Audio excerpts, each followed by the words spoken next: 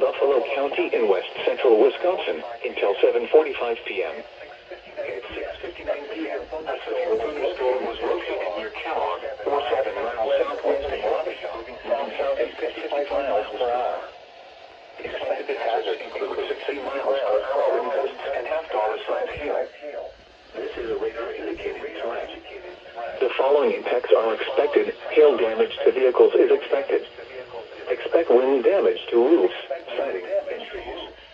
This severe thunderstorm will be near. This severe thunderstorm will be around 7:10 p.m. Altura around 7:15 p.m. Fountain City and Rollingstone around 7:20 p.m. We know that around 7:25 p.m.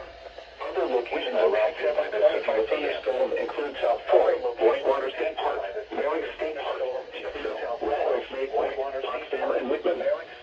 For your protection, move to an interior room on the lowest floor of a building.